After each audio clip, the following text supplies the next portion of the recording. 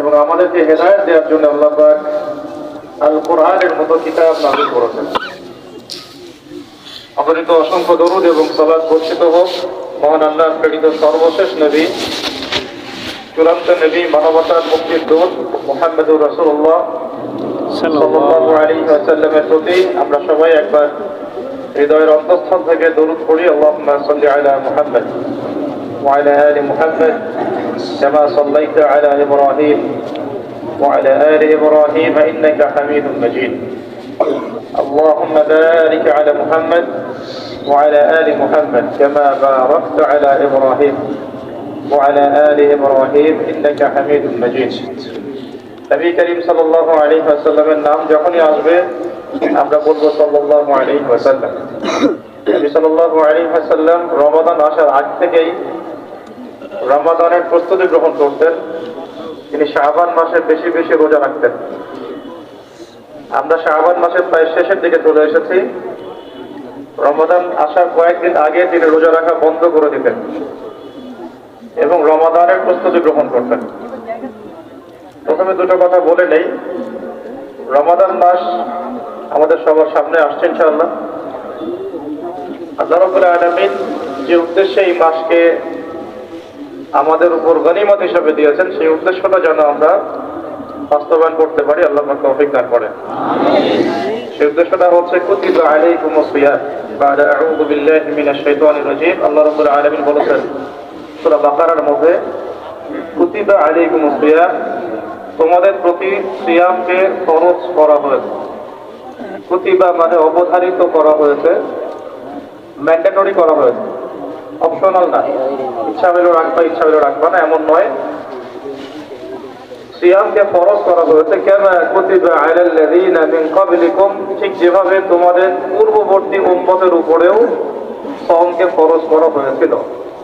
জানলাম সাওম আমাদের উপরে ফরজ, জানলাম এই ফরজ আল্লাহ করেছেন, জানলাম এটা আমাদের উম্মতের উপর নতুন ফরজ নয়।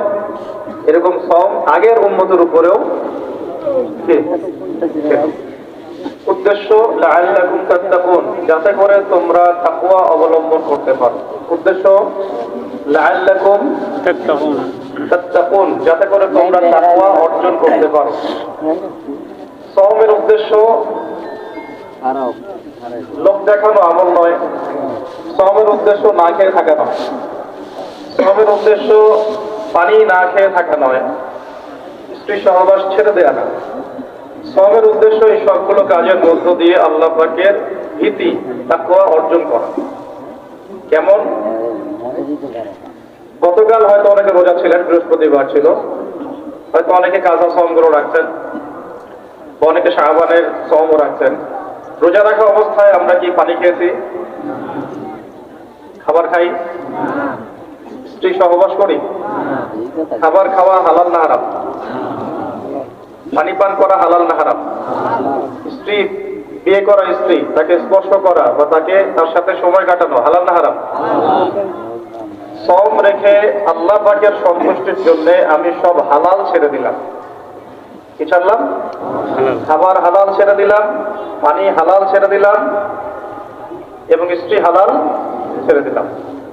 যে হালাল আমি আল্লাহ রাব্বুল আলামিনের সন্তুষ্টির জন্য ছেড়ে দিলাম, সেই সাওম রেখে কি আমি আল্লাহর হারামে লিপ্ত হতে পারি? এবং যতক্ষণ আমরা সাওমরত অবস্থায় থাকি, আমরা কি ইচ্ছা করলে খেতে পারি না? চুপ করে পানি পান করতে পারি না? এবং চুপ করে স্ত্রীর সাথে সহবাসও করতে পারি, কেউ দেখার নাই? দেখার আছে? কেন করি না? যে কারণে করি না, ওই কারণটার নাম হলো তাকওয়া। বুঝাতে পারতেছি? যে কারণে করি নাই, সেই কারণটার নাম কি? কেন করি নাই? কারণ আমি উপলব্ধি করেছি আমি খেতে পারবো না, আল্লাহ আমাকে দেখবেন। রোজা রাখা অবস্থায় পানি পান করি নাই, কারণ আমার মধ্যে এই কনসিয়াসনেস ছিল যে আল্লাহ আমাকে দেখছেন। স্ত্রী সহবাস করতে পারতাম, করি নাই কেন? কারণ আমি উপলব্ধি করেছি, আমার মনে এই কনসিয়াসনেস ছিল যে আল্লাহ আমাকে দেখছেন। আর কেউ না দেখুক, আল্লাহ পাক দেখছেন। এই আল্লাহ কনসিয়াসনেস বা আল্লাহ সম্পর্কে সচেতনতা, এটার নাম হলো তাকওয়া। এই তাকওয়ার শিক্ষা দেওয়ার জন্য সাওম আমাদের জীবনে প্রতি বছর ঘুরে ঘুরে আসছে রমাদান। এখন যে শ্রম রেখে আমরা আল্লাহ পাকের হালাল ছেড়ে দিলাম এই চিন্তা করে যে আল্লাহ আমাকে দেখছেন, আল্লাহ আমাকে শুনছেন, সেই শ্রম রেখে কেউ কি আল্লাহর হারামে লিপ্ত হতে পারবে? হলে কি রোজা এবং রমাদানের হক আদায় হবে? কথা কি বোঝা যাচ্ছে? তাহলে এই হাদিসটা একটু শুনে নবী সাল্লাল্লাহু আলাইহি ওয়াসাল্লাম বলেছেন, সেই ব্যক্তির না খেয়ে থাকায় এবং সেই ব্যক্তির পানি পান না করায় আল্লাহ পাকের কিছুই আসা যায় না। যে ব্যক্তি রোজা রেখে মিথ্যা বলা ছাড়তে পারে নাই, অশ্লীলতা ছাড়তে পারে নাই, হারাম ছাড়তে পারে নাই, সেই ব্যক্তির না খেয়ে থাকায়, সেই ব্যক্তির পানি পান না করায়, সেই ব্যক্তি যে স্ত্রী সহবাস করলো না, এগুলোতে আল্লাহ পাকের কিছুই যায় আসে না। যে ব্যক্তি রোজা রেখে মিথ্যা বললো, অশ্লীলতা প্রদর্শন করলো, অথবা জীবন করলো, অথবা আল্লাহ পাকের কাবায়ের ফাওয়াহিশে লিপ্ত হলো, তার মানে কুতিবা আলাইকুমুস সিয়াম কামা কুতিবা আলাল লাযিনা মিন ক্বাবলিকুম লাআল্লাকুম তাত্তাকুন, এটা অর্জন করতে হলে রোজা রেখে আমাকে আল্লাহ পাকের সমস্ত হারাম ছেড়ে দিতে হবে। রোজা রেখে ক্লিন শেভ করলে রোজার হক আদায় হবে না। রোজা রেখে কেউ যদি সুদ খায় রোজার হক আদায় হবে না। রোজা রেখে কেউ যদি মাপে কম দেয় তার রোজা হবে না। রোজা রেখে কেউ যদি মিথ্যা কথা বলে তার রোজা ভেঙে যাবে। রোজা রেখে কেউ যদি কিবত করে রোজা হবে না। রোজা রেখে কেউ যদি বেনামাজি থাকে রোজা হবে না। রোজা রেখে যদি মানুষের উপর জুলুম করে কাউকে ঠকায় তার রোজা হবে না। রোজা রেখে আমানতের খেয়ানত করলে রোজা হবে না। রোজা রেখে মেয়ের সাথে কথা বললে রোজা হবে না। যে হালাল স্ত্রী আমি ছেড়ে দিলাম, সেই রোজা রেখে আমি হারাম ভাবে কোনো মেয়ের সাথে কথা বলতে পারি? অ্যাফেয়ার করতে পারে? অফিসে করতে পারে? বাইকে করতে পারে? জিনা করতে পারে? রোজা রাখার অর্থ হচ্ছে আল্লাহ সব হারাম ছেড়ে দেওয়া। এটাই রোজার শিক্ষা। আমরা প্রত্যেক বছর এই আয়াতের উপর বয়ান করি, খুতবা হয়, দিনভর থেকে জুমার খুতবা হয়, এই আলোচনাটা হয়। মূল কথাটা হচ্ছে এই উপলব্ধিটা আনা, আনতা আবুদুল্লাহ কাআন্নাকা তারা, তুমি এমন ভাবে আল্লাহর ইবাদত করো যেন তুমি আল্লাহকে দেখতে পাচ্ছ। আল্লাহ আমাদের সামনে থাকলে বা আমরা যদি আল্লাহকে দেখতে পারতাম, আমরা কি বেনামাজি থাকতে পারতাম? আমরা কি সুদ খাইতে পারতাম? আমরা কি মেয়ের সাথে জেনা করতে পারতাম? সমকামিতার প্রমোশন দিতে পারতাম? ট্রান্সজেন্ডারের শরীফ শরীফের পাঠ্যপুস্তকে আনতে পারতাম? আমরা কি আল্লাহ পাককে যদি দেখতাম বেনামাজি থাকতে পারতাম? ঘুষখোর হইতে পারতাম? দুর্নীতিবাজ হইতে পারতাম? মানুষের হক নষ্ট করতে পারতাম? আল্লাহ নবীজি বলছেন, আনতা আবুদুল্লাহ কাআন্নাকা তারা, তুমি এমন ভাবে আল্লাহর ইবাদত করো যেন তুমি আল্লাহকে দেখছো। এই চেতনা আসলে মানুষ হারামে লিপ্ত হতে পারবে না। হলেও তওবা করে ফিরে আসবে। হলেও কি করবে? সাথে সাথে তওবা করে ফিরে আসবে। আর ওয়াইল্লাম তাকুন তারাহু, তুমি যদি আল্লাহকে দেখতে না পারো, ফাইন্নাহু ইয়ারাক, জেনে রাখবে আল্লাহ তোমাকে দেখছেন। ঠিক যে উপলব্ধিটা আমরা রোজা রেখে অর্জন করি, আমরা খাই না, আমরা পানি পান করি না, তৃষ্ণায় গলা ফেটে যাচ্ছে, প্রচন্ড রোদ, ক্ষুধায় পেট চোখে করতেছে, খাই কেন? খাই কারণ আমরা উপলব্ধি করি আল্লাহ পাক আমাদেরকে দেখছেন। কেউ না দেখুক আল্লাহ দেখবেন। গোসল করার সময় পানি খাইতে পারতেছি না। তো এই চেতনাটা শিক্ষা দেওয়ার জন্য রমাদান প্রতি বছর ঘুরে ঘুরে আসে। আল্লাহ পাক বলেন, কুতিবা আলাইকুমুস সিয়াম কামা কুতিবা আলাল লাযিনা মিন ক্বাবলিকুম, এটা তোমাদের উপরে এখন ফরজ করা হয় নাই, তোমাদের আগের উম্মতের উপরেও ফরজ করা হয়েছিল, লাআল্লাকুম তাত্তাকুন, যাতে করে তোমরা তাকওয়া অবলম্বন করতে পারো। আর তাকওয়া সম্পর্কে নবীজি আরো একটা হাদিসে বলেছেন, তাকওয়া হাহুনা, তাকওয়া হাহুনা বলতে তিনি বুকের দিকে ইশারা করছেন, মানে তাকওয়া আপনার লেবাস পোশাকে না। আমি পাগড়ি জুব্বা পরে বসে আছি মানে এই না যে আমি আপনার চেয়ে বেশি মুত্তাকি, যদিও এটা তাকওয়ার পোশাক। মুত্তাকি মানুষরা ঢিলাঢালা পোশাক পরবেন, নবীর সুন্নাত অনুসরণ করবে, এটা একটা বৈশিষ্ট্য। এমন হতে পারে আমার চেয়ে আপনার তাকওয়া বেশি, হতে পারে কিনা? তাকওয়া হাহুনা, তাকওয়া কলিজার ভিতরে, কলবের ভিতরে। ওই আলহাজ টাইটেল লাগালেই যেমন জান্নাতে যাওয়া যাবে না, শুধু আলহাজ টাইটেল লাগালে কি জান্নাতে যাওয়া যাবে? আল্লাহ রাব্বুল আলামিন মানদণ্ড দিয়ে দিয়েছেন। মানদণ্ড, কে ভালো আল্লাহর কাছে, কে সম্মানিত, এটার মানদণ্ড আল্লাহ দিয়ে দিয়েছেন। ইন্না আকরামাকুম ইনদাল্লাহি আতকাকুম, তোমরা যত মানুষ পৃথিবীতে আছো তোমাদের মধ্যে আল্লাহর কাছে সবচেয়ে মকবুল, সম্মানিত, মর্যাদাবান মানুষ তারাই যারা এই তাকওয়ার পরীক্ষায় পাশ করেছে। এই তাকওয়ার শিক্ষাটা দেওয়ার জন্য রমাদান আসে। শিক্ষা নাম্বার 1, রোজা রাখবো রাখার মতো। রোজা রাখবো কি? যাতে তাকওয়া অর্জন করা যায়। রোজা রেখে আমি যেমন হালাল ছেড়ে দিয়েছি, রোজা রেখে আমাকে আবার সমস্ত হারাম ছাড়তে হবে। আর এই হারাম শুধু 1 মাস ছেড়ে দেবো এমন না। ঈদের চাঁদ উঠে যাবে, শয়তান ছাড়া পাবে, আমরা আবার শয়তানের সাথে আঘাত করে চলা শুরু করব। এটা রমাদানের শিক্ষা। ওই শিক্ষাটাকে সারা বছর ধরে রাখতে হবে, এটা হলো রমাদানের শিক্ষা। আপনারা খেয়াল করে দেখবেন, রমাদান মাসে অনেকে পরহেজগার হয়ে যায়। ঈদের চাঁদ ওঠার সাথে সাথেই আমরা আবার শয়তানের দাসত্ব শুরু করি। ঈদের দিন চাঁদ রাত যদি আমরা একটা কথা বলি না, ওই রাত্রেই প্রমাণ হয় যে শয়তান ছাড়া পাইছে। যেভাবে ধুম ধরাক্কা গান বাজনা, বেলাল্লা পড়া, পিকনিক টিকনিক এগুলো হয়, বোঝা যায় শয়তান এতদিন বন্দী ছিল 1 মাস, এখন ছাড়া পাইছে। তো 1 নাম্বার নসিহত, রোজা রাখতে হবে রাখার মতো, যে রোজা আমাকে তাকওয়ার শিক্ষা দিবে। আল্লাহ পাক আমাদেরকে এইভাবে রোজা রাখার তৌফিক দান করেন, আমিন।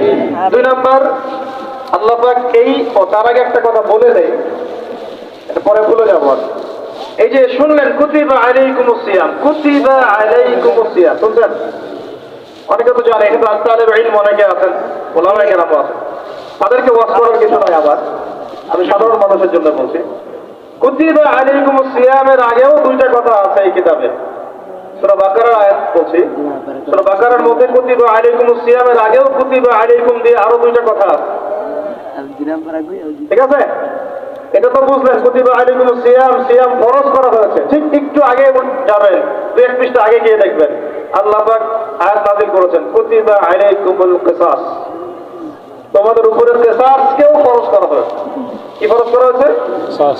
কুতিবা আলাইকুমুস সিয়াম তো বুঝলো, এটা রোজা রাখতেছে 1 মাস। কুতিবা আলাইকুমুল কিসাস বুঝে না। কুতিবা আলাইকুমুল কিসাস আর কুতিবা আলাইকুমুস সিয়াম একই মিজানে না ভাইরা? বুঝতে পারতেছেন তো আপনারা? জি, একই মিজানে, একই ওজনে না। কুতিবা আলাইকুমুল কিসাস, তোমাদের উপরে কিসাসকেও ফরজ করা হয়েছে। তোমাদের মধ্যে আমাদের সবার উপরে, মুসলিমদের উপরে। কিসাসটা কি? কিসাসটা কি? কেউ যদি কোনো ভাইকে অন্যায়ভাবে হত্যা করে, তাকেও সেভাবেই হত্যা করতে হবে, এটা হলো কিসাস। হাতের বদলে হাত, চোখের বদলে চোখ, কি কানের বদলে কান, এমনকি দাঁতের বদলে দাঁত, এর নাম কিসাস। আছে বাংলার জমিনে?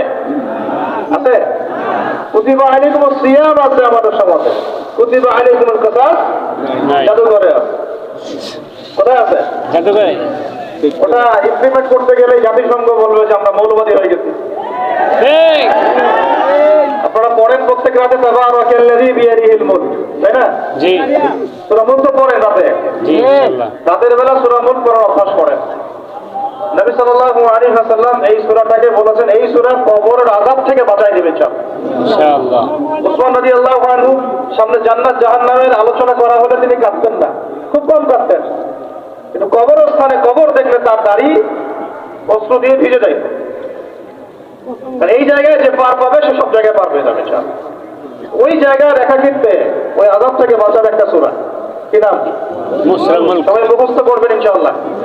মাত্র 30টা আয়াত আছে। নবীজি বলেছেন এই সূরা তার পাঠকারীর জন্য সুপারিশ করবে আল্লাহর সামনে, মানে সুপারিশ করবে আল্লাহ পাকের সাথে জোর করবে, না আমার পাঠকারীকে মাফ করে দাও, দিতেই হবে। এক পর্যায়ে আল্লাহ পাক মাফ করে দিবেন ইনশাআল্লাহ। তো এই সূরাটা 30টা আয়াত আছে। নবীজি বলেছেন আমার মন চায় সবাই যেন এই সূরাটা মুখস্থ করে। তো নবীর একটা মন চায়, আমরা সেটা করবো না ইনশাআল্লাহ। 2টা সূরা আমাদের মুখস্থ থাকা দরকার সবার। বড় বড় সূরার কথা বলছি, ছোট ছোট সূরা তো আপনারা সবাই অনেকে জানেনই। একটা সূরা ইয়াসিন, একটা হলো সূরা মুলক। সূরা ইয়াসিন পড়বেন একেবারে সকালবেলা ফজরের পরে, এবং ইনশাআল্লাহ বড় বড় বুজুর্গানের দিন যারা আছেন তাদের ডেইলি রুটিনের মধ্যে সূরা ইয়াসিন থাকতেই থাকতো। এটা তেলাওয়াত করে তারা হাজত পেশ করতেন আল্লাহর কাছে, এবং এর ওসিলা আল্লাহ পাক ওই হাজত পূরণ করে দিতেন। এটা পরীক্ষিত আমল। সূরা ইয়াসিন সবার কলেজের মধ্যে থাকা চাই, আল্লাহ পাক তৌফিক দান করেন, আমিন। রাতের বেলা পড়বেন সূরা মুলক। কোন সূরা? সূরা মুলক। যদি আরো পড়েন সূরা ওয়াকিয়া পড়বেন। অনেকে বলেন রিজিকের সমস্যা, রিজিকের সমস্যা দূর হওয়ার অন্যতম একটা আমল হচ্ছে সূরা ওয়াকিয়া তেলাওয়াত। রাতের বেলা কোন সূরা? ইযা ওয়াকাআতিল ওয়াকিয়া লাইসা লিওয়াকাআতিহা কাযিবা। এই সূরাটা তেলাওয়াত করবেন রাতের বেলা। আরো একটা সূরা আছে রাতে তেলাওয়াত করার জন্য, আলিফ লাম মিম সিজদা। আলিফ লাম মিম সিজদা এটাও তেলাওয়াত করতে পারেন। তো যাই হোক, সূরা মুলকের প্রথম আয়াত আপনারা পাবেন তাবারাকাল্লাযী বিয়াদিহিল মুলকু ওয়া হুয়া আলা কুল্লি শাইইন কাদির। আমরা এটা পড়ি, শুধু খালি পড়ি, প্রত্যেক হরফে 10 নেকি হবে, এই জন্য পড়ি বেশিরভাগ মানুষ। বাংলাদেশের বেশিরভাগ মানুষ কোরআনের অর্থ জানে না। বাংলাদেশের 16 কোটি মুসলমানের আমার ধারণা 15 কোটি কোরআনের অর্থ জানে না। 1 কোটি মানুষ জানতে পারে যারা মাদ্রাসার সাথে সম্পৃক্ত আর কি। এই জন্য আমরা বলি যে যদি পাঠ্যপুস্তকে কোরআন শিক্ষাটা বাধ্যতামূলক থাকতো তাহলে বাংলার 16 কোটি মানুষ কোরআনের অর্থ জানতো। এই কাজটা কি খারাপ হতো না ভালো হতো? শিক্ষামন্ত্রীকে এটা কে বোঝাবে? কে বোঝাবে? আপনারা বোঝাতে পারলে বোঝান। কে বোঝাবে? যাদেরকে দায়িত্ব আল্লাহ দিয়েছেন তাদেরকে এটা বোঝাবে কে? আমরা তো ছোট মানুষ। যদি নবী সাল্লাল্লাহু আলাইহি ওয়াসাল্লামের জীবনী সিরাত প্রত্যেকের পাঠ্যপুস্তকে বাধ্যতামূলক থাকতো, 16 কোটি মুসলিম জনগণ নবীর জীবনী জানতে পারত। এখন 16 কোটির মধ্যে 15 কোটি জানে না নবীর জীবনীতে কি হয়েছে। কিন্তু বেসিক পড়াশোনা। যদি আমরা একটা ভাইরাসকে ভয় করে মসজিদ একেবারে বন্ধ করে ফেলতে পারি, বাস পড়াইতে পারি সবাইকে, সোশ্যাল ডিস্টেন্স 10 হাত দূরে দাঁড়াও। হ্যাঁ, নবীর জামানাতেও অনেক সমস্যা হয়েছে, কিন্তু এরকম করে ডিস্টেন্সে দাঁড়ানো হয় না। যাই হোক, এরকম জাতিসংঘের আন্ডারে চলতেছে বিশ্বটা আর কি। তো এখন এটা যদি আমি চাপ দিয়ে করাতে পারি তাহলে আমি পাঠ্যপুস্তকের মধ্যে নবীর সিরাত এবং কোরআন বাধ্যতামূলক করতে পারি না? আমরা যারা 15-20 বছর ইউনিভার্সিটিতে পড়েছেন, স্কুল কলেজ ইউনিভার্সিটি, এখানে কারা কারা পড়ে হাত করে দেখি, যারা অনার্স মাস্টার্স কমপ্লিট করেছেন বা পড়তেছেন এখনো, আপনারা আছেন কতজন? আছে অনেকে, হাত নামান। এখন আপনারা ভাই বাংলা পড়েছেন না? নজরুল, রবীন্দ্রনাথ, বঙ্কিমচন্দ্র, শরৎচন্দ্র ইত্যাদি ইত্যাদি। ইংরেজি পড়েছেন না? ব্যাকরণ, দাসভাঙা ব্যাকরণ। বাংলা ব্যাকরণ পড়েছেন না? দাসভাঙা, কারক, সমাজ, বিভক্তি, হাবিজাবি। হ্যাঁ, হাবিজাবি দিয়ে আবার ইস্যু বানাই দিচ্ছে তোমরা, মুশকিল করা বলা। এটা তো আমরা কথার কথা বলি আর কি। তারপরে কেমিস্ট্রি পড়েন নাই? হ্যাঁ, ফিজিক্স পড়েন নাই? বায়োলজি পড়েন নাই? তারপরে আমরা হায়ার ম্যাথ করতাম, জটিল জটিল সূত্রগুলো মুখস্থ করেন নাই? কত কি করেছেন। কিন্তু এই পড়াশোনাগুলো কেন করেছেন? সিলেবাসে ছিল আমাকে পড়তে হবে, যদি না পড়ি পরীক্ষায় পাস করতে পারবো না, পরীক্ষায় পাস না করলে রেজাল্ট আসবে না, রেজাল্ট না আসলে চাকরি পাবো না, চাকরি না পাইলে রিজিকের ব্যবস্থা হবে না, রিজিকের ব্যবস্থা না হইলে বিয়ে শাদী হবে না, বিয়ে শাদী না হইলে জীবনটাই বরবাদ। এটাই রাস্তা তো এটা না। এখন চাপ দিয়ে এত কিছু করলেন, বিশেষ কোচিং করেছেন অনেকেই, অনেকেই চাকরির পরীক্ষা দিচ্ছেন, নিয়োগ বিজ্ঞপ্তির পরীক্ষা দিচ্ছেন, প্রাইমারি পরীক্ষা দিচ্ছেন, সবই পড়তেছেন। আমি নিজেও পড়েছি এগুলো, এগুলো মুখস্থ ছিল সব। এখনো হয়তো ধরলে বলতে পারবো কিছু, যদি এগুলোর চর্চা আমরা বন্ধ করে দিয়েছি। কথা হচ্ছে একটা রিজিকের সোর্সের জন্য আমি যে 15 বছর এই পড়াশোনাগুলো করলাম, যদি আমার সিলেবাসের মধ্যে কোরআন থাকতো, হাদিস থাকতো, নবীর সিরাত থাকতো, তারপরে ধরেন সাহাবীদের জীবনী থাকতো, ইসলামের ইতিহাস থাকতো, বেসিক ফিকহ আকীদা থাকতো, আমি কি বাধ্য ছিলাম না এগুলো পড়ে পরীক্ষা দেওয়ার জন্য? তখন আমাদের এই জেনারেশনের ইসলামিক শিক্ষায় উন্নতি হইতো না। সবকিছু দাওয়াত দিয়ে হয় না, অনেক কিছু উপরের লেভেল থেকে চালু করতে হয়, তাহলে জনগণ সেটা মেনে নিতে বাধ্য থাকে। এই রমজান মাসে দেখবেন বাজারে অনেক সিন্ডিকেট হবে, আপনি এগুলো মিষ্টি মিষ্টি কথা বলে এগুলো বন্ধ করতে পারবেন না। যখন এরকম দুর্নীতিগুলো হবে বাজারে, মার্কেটে, ধরবেন, মোবাইল কোর্ট বসাবেন, 6 মাসের জন্য ঢুকাবেন, পারলে একটা করে আঙ্গুল দিবেন খাইটা, তারপর দেখবেন সব সিধা হয়ে গেছে। সবকিছু দাওয়াত দিয়ে আর ওয়াজ করে হয় না, একটা সিস্টেম থাকে। আমি বলি কি, একটা বিষয় বুঝেন, একটা জিনিস হচ্ছে, একটা বিষয় হচ্ছে প্রাকৃতিক ভাবে উৎপন্ন হচ্ছে কিছু জিনিস, আর আপনি একটা ফ্যাক্টরি দিয়েছেন, ফ্যাক্টরি থেকে উৎপাদন বাড়বে না কমবে? আপনি হাতে উৎপাদন করতেছেন একটা জিনিস, মনে করেন কাপড়ে পাঞ্জাবি জুব্বা, আর জুব্বা একটা ফ্যাক্টরি দিয়েছেন, উৎপাদন কোথায় বেশি হবে? রাষ্ট্র হচ্ছে সেই ফ্যাক্টরি যেটা সব দিক থেকে উৎপাদন বাড়াতে পারে। আর আমরা দাওয়াত দিচ্ছি এখন ইন্ডিভিজুয়ালি, ব্যক্তিগতভাবে একে একে মানুষ চেঞ্জ করার দাওয়াত দিচ্ছি আমরা। বুঝতে পারতেছি বক্তব্যটা?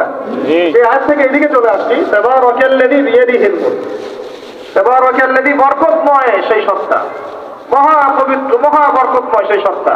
কোন সত্তা? বিয়াদিহিল মুলক, যার হাতে আছে সার্বভৌমত্ব। মুলক মানে কি?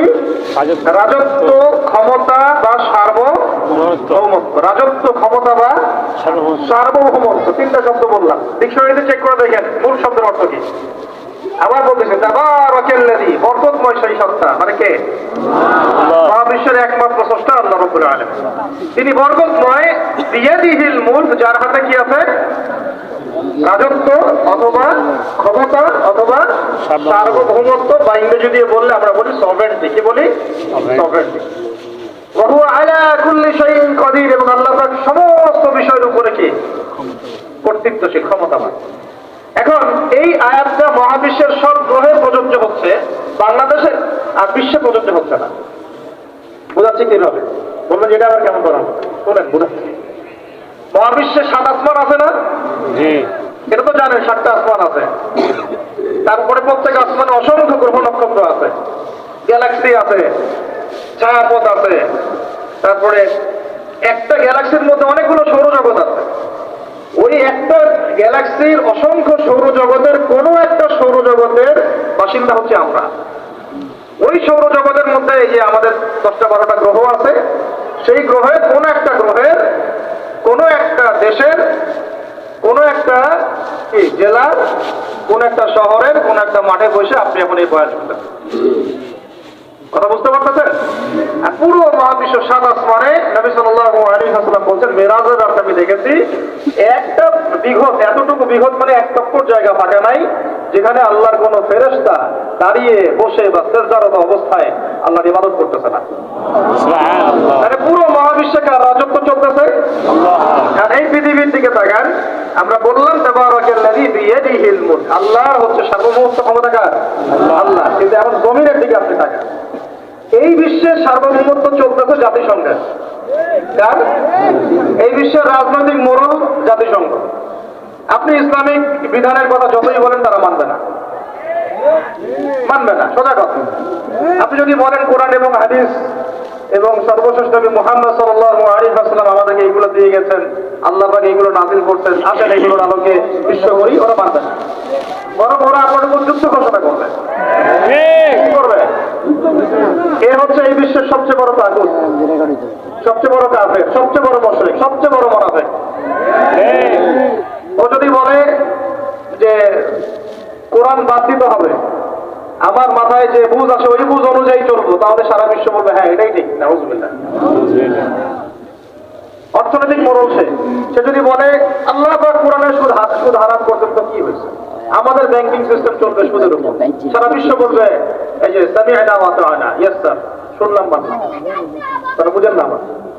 ও সারা বিশ্বকে যদি বলে ওদের ব্যাংকিং সিস্টেম, প্রত্যেকটা ব্যাংকিং সিস্টেম চলবে সুদ ভিত্তিক, আল্লাহ কোরআনে হারাম করুক আর হালাল করুক দেখার দরকারই নেই আমাদের।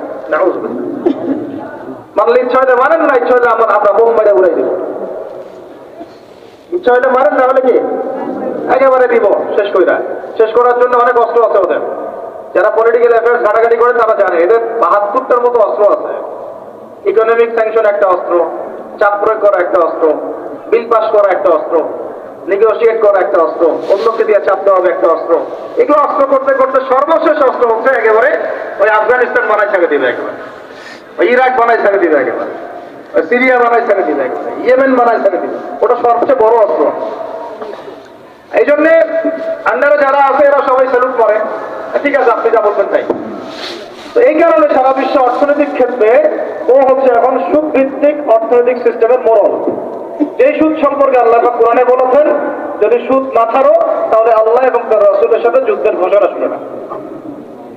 কথা বুঝে যাচ্ছে না মনে হয়? আল্লাহ পাক কোরআনে বলছেন সুদ যদি না ছাড়ো, সুদ যদি তোমরা মুসলমানরা মুমিনরা না ছাড়ো, তাহলে আল্লাহর সাথে এবং রাসূলের সাথে যুদ্ধের ঘোষণা শুনে রাখো। সূরা বাকারা পড়ে। সূরা বাকারা পড়েন, আল্লাহ পাক বলছেন ইয়া আইয়ুহাল্লাযীনা আমানু ইত্তাকুল্লাহা ওয়া যারু মা বাকিয়া মিনার রিবা ইন কুনতুম মুমিনিন ফাইন লাম তাফআলু ফাআযারু বিহারবিন মিনাল্লাহি ওয়া রাসূলিহি। তাহলে আল্লাহ পাক এখানে বলছেন হারাম, যদি খাও তাহলে আল্লাহর সাথে যুদ্ধ করতেছো, নবীর সাথে যুদ্ধ করতেছো, ওরা বইলা দিল এটা ফরজ। কি এটা মানলে মান, না মানলে যা, তোর ব্যাপারে ব্যবস্থা আমরা করে নিব। তাহলে আমরা এই পুরো বিশ্বে এখন কার সার্বভৌমত্ব চলতেছে? কোরআনে? জি না, কোরআন ওই তেলাওয়াত করার জন্য রেখে দেওয়া হয়েছে। কিসের জন্য? ঘরের কোনায় তেলাওয়াত করেন আপনি কোরআন, কোনো সমস্যা নাই।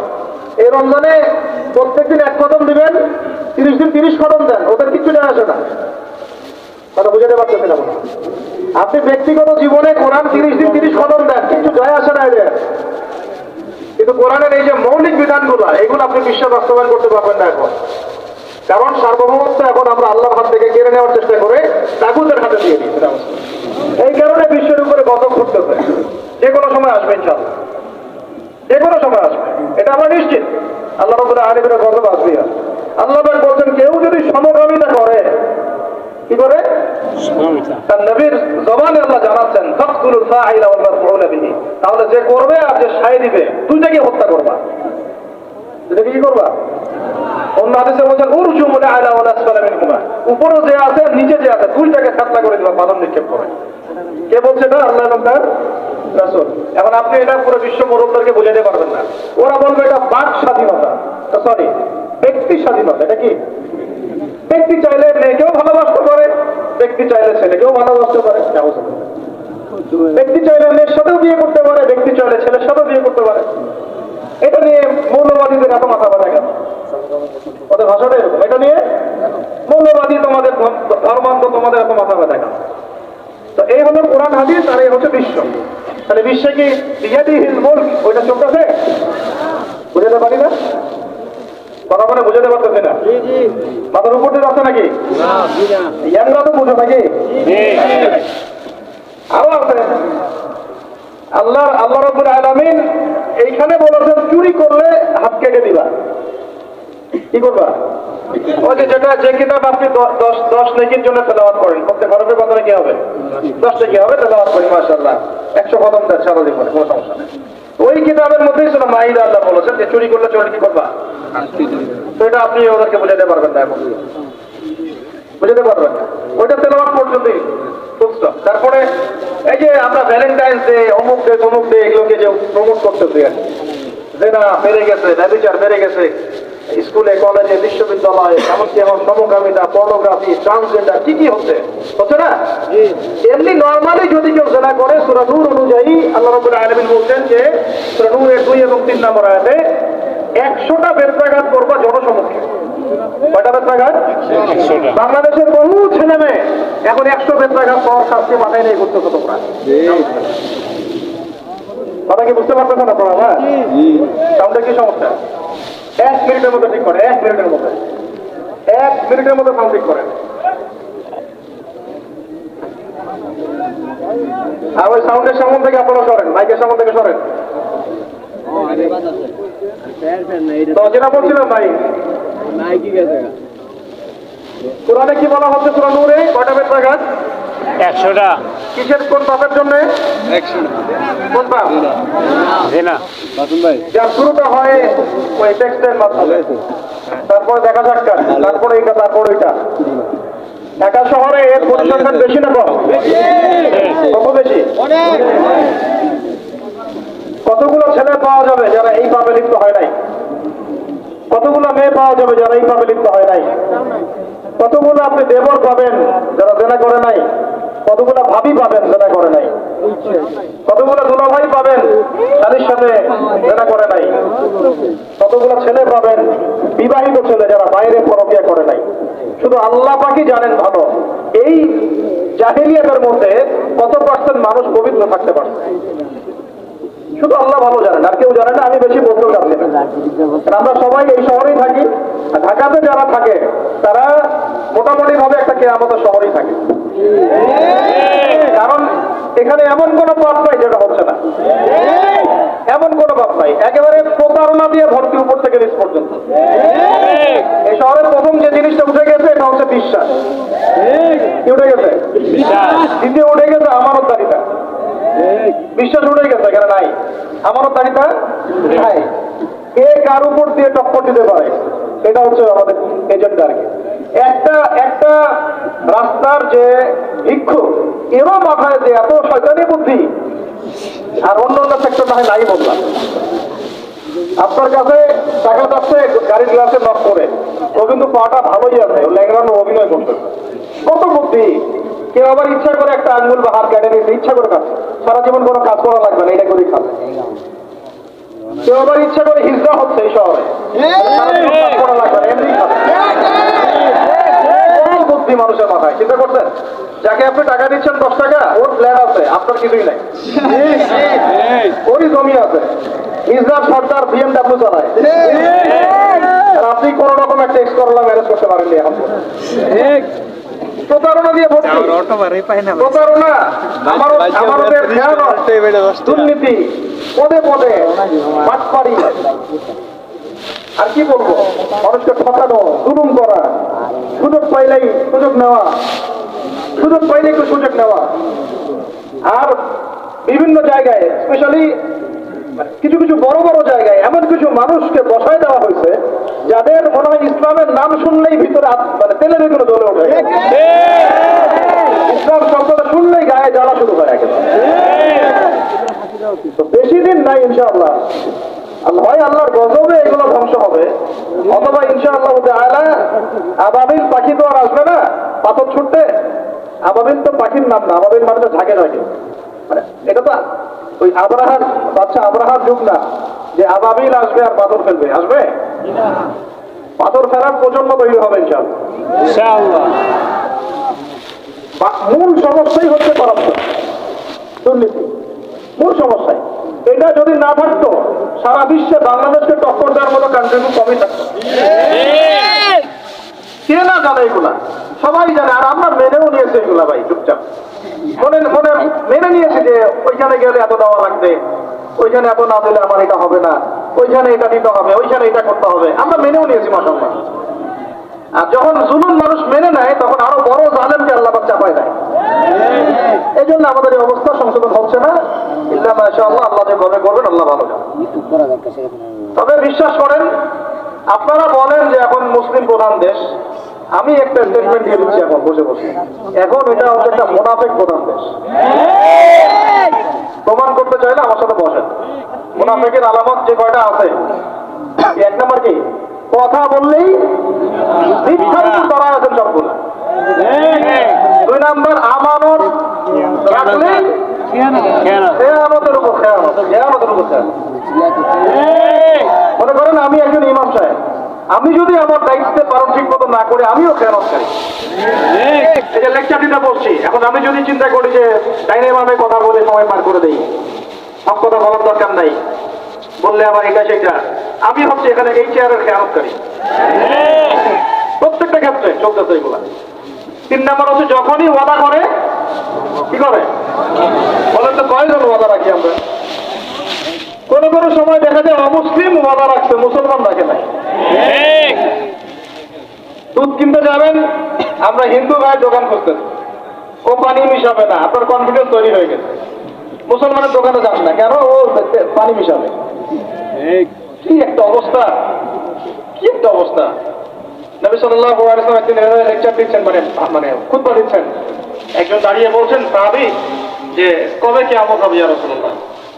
তিনি বলছেন যে যখন দেখবা যে অনুপযুক্ত ব্যক্তির হাতে দায়িত্ব অর্পণ করা হয়েছে তখন ফান্তাযিরু সাআ, কিয়ামতের অপেক্ষা করতে থাকো।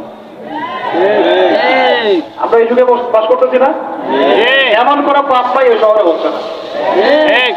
মূল পাপ কয়েকটা হচ্ছে, 1 নম্বর হচ্ছে শিরক। কি হচ্ছে? শিরক। তারপরে হচ্ছে প্রতারণা, তারপর হচ্ছে জুলুম, প্রচুর জুলুম, মানে দুর্বল পাইলেই জুলুম করতে চাচ্ছি আমরা। যদি দেখি ও আমার চেয়ে একটু দুর্বল, আমি জুলুম না করলে পেটের ভাত হজম হচ্ছে। জুলুম করার আগে আমরা ক্রেডিট মনে করি যে আমি জিতে গেলাম। আরে ভাই, কালকে আমাদের মানে কি হবে আপনার আমার অবস্থা? কালকে আমাদের মানে কি হবে অবস্থা? নবী সাল্লাল্লাহু আলাইহি ওয়াসাল্লামের কথা কি মিথ্যা? তিনি বলছেন কিয়ামতের মাঠে বহু মানুষ উঠবে উহুদ পাহাড়ের সমান নেকি নিয়ে। একেবারে উহুদ পাহাড় দেখছেন আপনারা কেউ? আপনারা দেখে নেন, বিশাল পাহাড়। জানাজার নামাজে শরীক হইলে এক কেরাত নেকি হয়। এক কেরাত মানে এক উহুদ পাহাড় সমান। আর মাটি দিয়ে আসলে আরেক কেরাত নেকি হয়, মানে আরেকটা উহুদ পাহাড়ের সমান। উহুদ পাহাড়ের সমান আরো উঁচু উঁচু নামাজের নেকি, যাকাতের নেকি, হজের নেকি, ওমরার নেকি উঠবে বহু মানুষ। আমরাই হয়তো বাবা আল্লাহ পাক ওদেরকে মাফ করবো না। ওঠার পরে বহু মানুষ সাথে দাঁড়িয়ে থাকবে। এই কাউকে গালি দিচ্ছে, কাউকে অন্যায়ভাবে মারছে, কাউকে রিমান্ডে নিয়ে একেবারে পেদানি দিতে নির্দোষ ছিল, কারো নামে মিথ্যা মামলা দিতে, কারো নামে অপবাদ ছড়াইছে। বেচারা বেচারা ভালো ছিল, সব ছিল, অপবাদ ছড়াই দিতে। কারো নামে ধরেন কারো জীবন করছে, কারো টাকা নিয়ে টাকা দেয় নাই, হ্যাঁ, কারো জমি আত্মসাৎ করে খাইছে, ভূমিদস্যু ছিল। মানে মানুষের সাথে জড়িত পাপ ছিল। কি ছিল? অন্যের সাথে জড়িত, অন্যের হক নষ্ট করছে অন্যের। এখন আল্লাহ পাক বলবেন যে তোমার এই ঋণ এখন শোধ করো। ওই দিন তো ঋণ শোধ করার কোনো বুদ্ধি আছে? বুদ্ধি নেই। এখন কি কি পদ্ধতি? ফেরেশতাদেরকে বলা হবে এই ব্যক্তির আমলনামায় যে নেকিগুলো আছে, নামাজের নেকি, রোজার নেকি, হজের নেকি, যাকাতের নেকি, এইগুলো দিয়ে ওদের আমলনামা ভর্তি করো। যারা তওবাদার দাঁড়ায় আছে, ভর্তি করতে করতে করতে করতে একসময় দেখা যাবে এই ব্যক্তির আমলনামা ফাঁকা হয় না। তখন কি হবে? ফেরেশতাদেরকে বলা হবে ওই যে যারা ভুক্তভোগী ওদের আমলনামা থেকে গুনাহ নিয়ে এই ব্যক্তির আমলনামায় খান। এরপরে ওই ব্যক্তিগুলো দেখা যাবে জান্নাতে চলে গেছে, মাসলুম ছিল পৃথিবীতে, ওই দিন সফল হয়ে গেছে, জান্নাতে চলে গেছে। এই মাটা দুনিয়া জালেম ছিল, এই জাহান্নামে চলে গেছে। নাউযুবিল্লাহ। আল্লাহ পাক আমাদেরকে এরকম মানুষের হক নষ্ট করা থেকে হেফাজত করে না। ভাই মানুষের হক নষ্ট করতে যায় না। নিজে আমল তো এমনিই কম, ভাঙা চুরা ইমান, মুনাফিকের মতো বসবাস করতেছি। এখন তো আমরা মুনাফিকের মতো বসবাস করতেছি এই দুনিয়াতে। এখন যারা আমার মনে হয় মন থেকে ইমানের দাবি করতে পারে শক্তভাবে যে হ্যাঁ আমরা ইমানদার, এরা হচ্ছে গাজদার ওই মুজাহিদ ভাই। তারা বলে দাবি করতে পারে যে হ্যাঁ আমরা ইমানদার। আমরা তো নেফাকের উপরে আছি, আমরা তো স্বীকৃতি দিতে পারতেছি না, সত্যকে স্বীকৃতিও দিতে পারি না।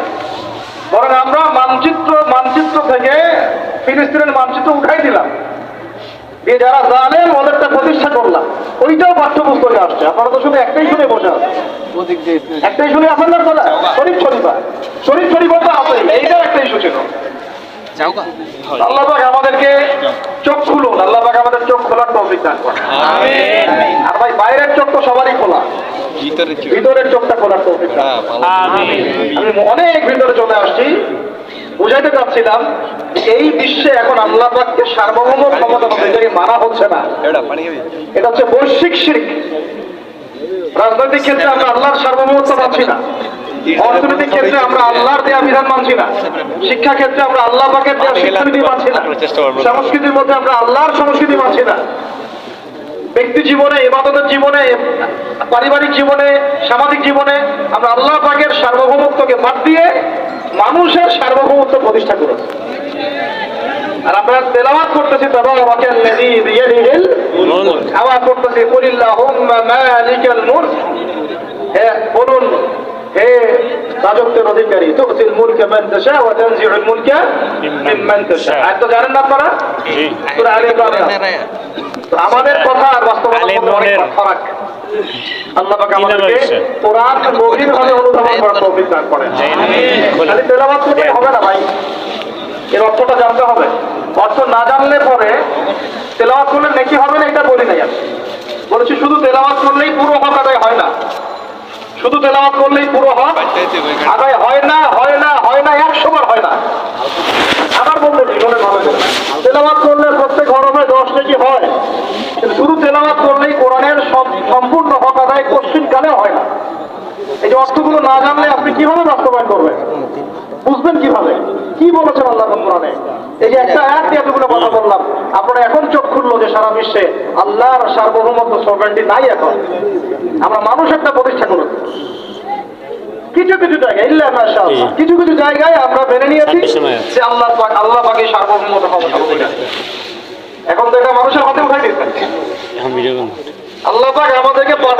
দুনিয়াতে তার খলিফা হিসেবে কি হিসেবে ইউটিউবে গেলে পাবি আল্লাহর খলিফার কাজ কি শয়তানের দাসত্ব করবে না আল্লাহ বলেন আল্লাহর খলিফার বৈশিষ্ট্য কি মানুষের কি সে কি শয়তানের দাসত্ব করবে না আল্লাহ সে কি আল্লাহর বিধান মানবে না শয়তানের সে কি আল্লাহর সার্বভৌমত্ব মানবে না শয়তানের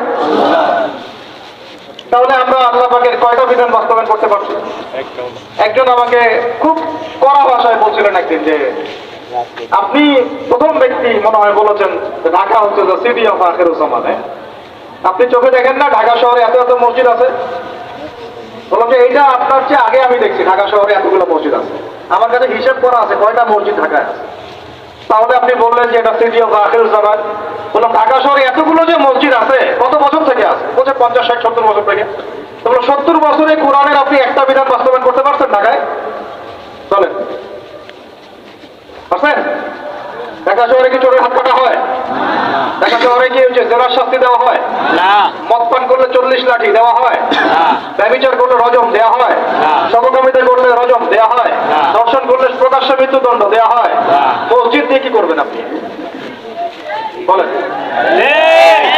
এতগুলো মসজিদে কি করবেন মসজিদে আমরা নামাজ পড়ি ব্যক্তিগত ইবাদত আর মানুষের বাঙালিকে কেন জানি বুঝাইছে সারা জীবন যত ইচ্ছা পাপ কর শেষ জীবন একটা মসজিদ বানায় যাইস বা মসজিদের সভাপতি হয়ে থাকিস ঠিক আছে যত ইচ্ছা কর যা ইচ্ছা কর সুদ খা ঘুষ খা সব কর শেষে একটা মসজিদ বানাই দিস কারণ হাদিসটাও সে মান বানা লিল্লাহি মাসাজিদান বানাল্লাহু বাইতান ফিল জান্নাহ কেউ যদি আল্লাহর জন্য একটা মসজিদ বানায় আল্লাহ পাক তার জন্য জান্নাতে একটা ঘর বানাবেন ব্যাস এই হাদিসের উপর আমল করে না কবরে যাবে সারা জীবন যে আমি মাশাআল্লাহ নাউযুবিল্লাহ আল্লাহর কোনো বিধানই মানলাম না না নামাজ না যাকাত না সাদাকা না এই যে কোরআন এর হক আদায় করা না আমর বিল মারুফ না নাহি আনিল মুনকার না ইকামাতুদ দ্বীন ইত্যাদি ইত্যাদি অনেক অনেক গভীর ভাই আলোচনাও গভীর পরিবেশও অনেক গভীর অন্ধকারও অনেক গভীর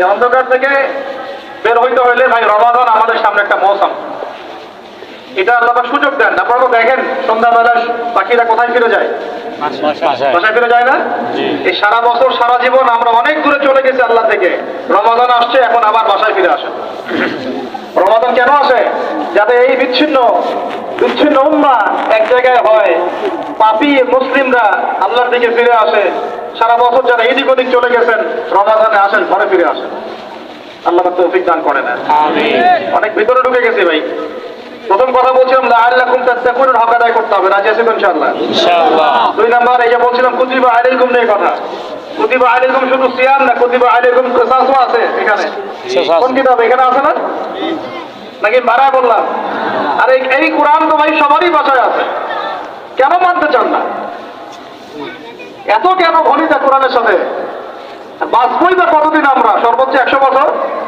ভাই সবাইকেই তো একা একা আল্লাহর সামনে দাঁড়াইতে হবে তাহলে এত ঘনিতা কিসের এত নেফাকি কেন এত অস্বীকৃতি কেন ইসলাম নিয়ে এত অ্যালার্জি কেন আল্লাহ রসুল এবং ইসলামের নাম শুনলে গা জ্বলে কেন কোরআন সুন্নাহর বিধানের কথা শুনলে কেন মনে হয় যে বাঁকা চোখে তাকান কেন না জানি আবার কি বলতেছে কোন জঙ্গি আসলো কোন সন্ত্রাসী আসলো এগুলো কি শুরু করছেন এটা কোরআনের কথা হাদিসের কথা আল্লাহর কথা রসুলের কথা এখানে এইসব শব্দ প্রয়োগ করেন কেন খবরে কি আমরা যাবো আপনারা যাবেন না আপনাদেরকে হিসাব দেওয়া লাগবে না কি মনে করতেছেন আপনারা আর এই উম্মার বিষয়ের জন্য কি শুধু আমাদের একার দায়িত্ব না সবার দায়িত্ব আছে সবাই মিলে তো শক্ত হাতে একটা হাতল ধরলে না ইসলাম বিজয় হবে আল্লাহ পাক যে ক্ষমতা যাদেরকে দিয়েছেন কেন আপনারা বুঝতে চেষ্টা করেন না যে আল্লাহ রাব্বুল আলামিনের কাছেই সর্বভৌম ক্ষমতা তার বিধান বাস্তবায়ন করেন আল্লাহ পাক আপনাদেরকে আরো শক্তিশালী করবেন ইনশাআল্লাহ যদি না করেন তাহলে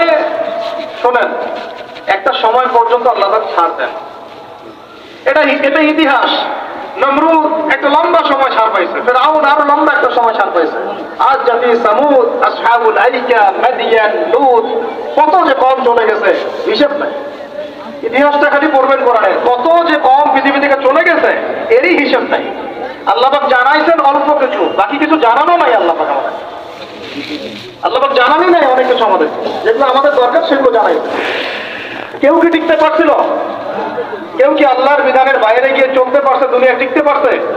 কেউ কি চিরস্থায়ী ছিল? কোন নবীও তো চিরস্থায়ী ছিল না।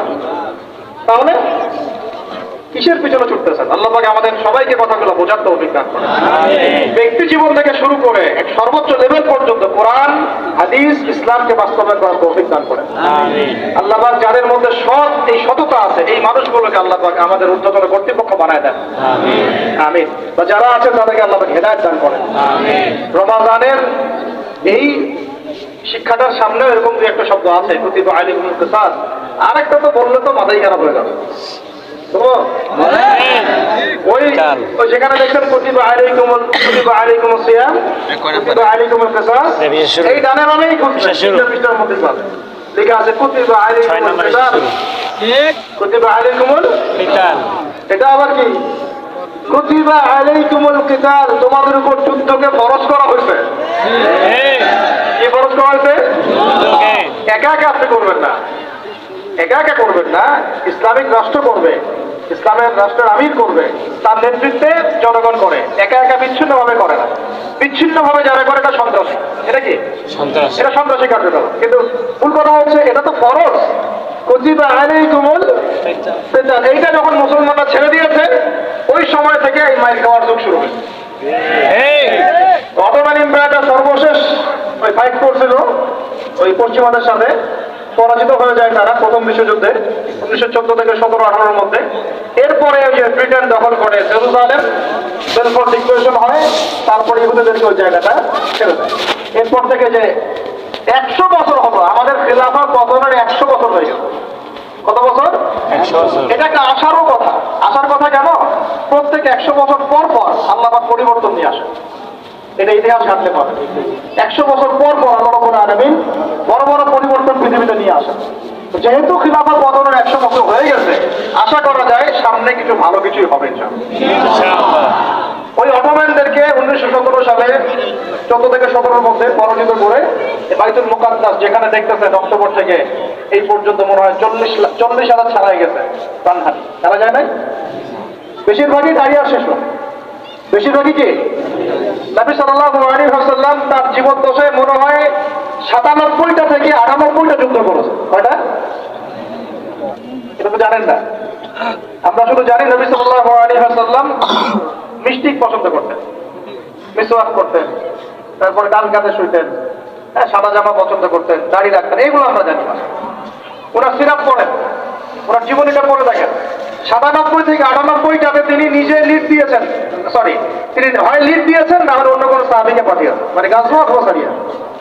এখন এই 100টার মতো যুদ্ধে আপনি দেখবেন না কোনো নারীকে হত্যা করা হয়েছে বা কোনো শিশুকে হত্যা করা হয়েছে, আপনি খুঁজে পাবেন না। একটা ইতিহাস দেখাতে পারবেন না যে মুসলমানদের হাতে কোনো শিশুকে হত্যা করা হয়েছে বা কোনো নারীকে হত্যা করা হয়েছে, আঘাত করা হয়েছে। শুধু আলী রাদিয়াল্লাহু আনহু একদিন এক নারীকে ধরেছিলেন, কারণ নবী সাল্লাল্লাহু আলাইহি ওয়াসাল্লাম বলেছিলেন যে অমুক জায়গায় এক মেয়েকে পাবা, ওই মেয়ের কাছে একটা চিঠি আছে, ও গুপ্তচর বৃত্তি করেছে, ওই চিঠি সে মক্কায় পৌঁছে দিতে যাচ্ছে, ওকে রাস্তায় ধরবো, ওর কাছ থেকে চিঠি আদায় করবা। কথা বুঝতে পারছেন?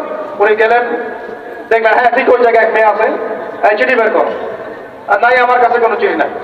তিনি বলছেন যদি চিঠি বের না করো তাহলে কিন্তু প্রয়োজনে একদম সব সার্চ করে চিঠি বের করবো কিন্তু। তো পরে ভয়ে সে চিঠি দিয়ে দিচ্ছে। এই একটাই ঘটনা পাওয়া যাচ্ছে যে মেয়েদের সাথে যুদ্ধক্ষেত্রে আচরণ। আর এই পুরো 100টা বা 98টা সারিয়া গাজওয়ায় নবী সাল্লাল্লাহু আলাইহি ওয়াসাল্লাম সাহাবীদের হাতে একটা শিশুও মানে নিহত হয় নাই, একটা মহিলাও নিহত হয়। যদি কোনো দলিল পান আমাকে জানায়েন, যদি আমার জ্ঞানে কমতে থাকে। আপনারা যদি দলিল পান আমাকে জানায়েন, আমার জানা নাই। আর আপনি দেখতেছেন অক্টোবর থেকে এই যে এটা কি মার্চ, এই যে 5-6-7 মাসের মধ্যে আপনি দেখতেছেন যে 40-42 হাজার মুসলমানকে মারা হচ্ছে, তার মধ্যে বেশিরভাগই নারী আর শিশু। নারী আর শিশু, এগুলো দেখলে তো ঘুম হয় না আমাদের, কিচ্ছু করার নাই। তামাশা দেখতেছি সবাই বসে বসে। আর যাদের করার ছিল এরা বসে খেপটা খায়। কি খায়? ওরা সিনেমা হল উদ্বোধন করে, মদের বার ওপেন করে। হ্যাঁ, সুবহানাল্লাহ। পাশে নবী সাল্লাল্লাহু আলাইহি ওয়াসাল্লাম শুয়ে আছে, চিন্তা করেন। সাহাবীরা রাদিয়াল্লাহু আনহুম আজমাইন তারা শুয়ে আছেন। ওখানে গেলে মুমিনদের চোখের পানি ছেড়ে দেয় মানুষ। কি একটা অবস্থা! ওইখানে আল্লাহর ঘর, বাইতুল্লাহুল হারাম। অনেকে আবার বলে কি করার আছে আমাদের, আমাদের কিছুই করার নাই। হ্যাঁ, ওই জন্য একদিন বলছিলাম তো কিছু করার নাই, তাহলে নেইমারকে নিয়ে এসে ফুটবল খেলাও। ওটাও চলতেছিল।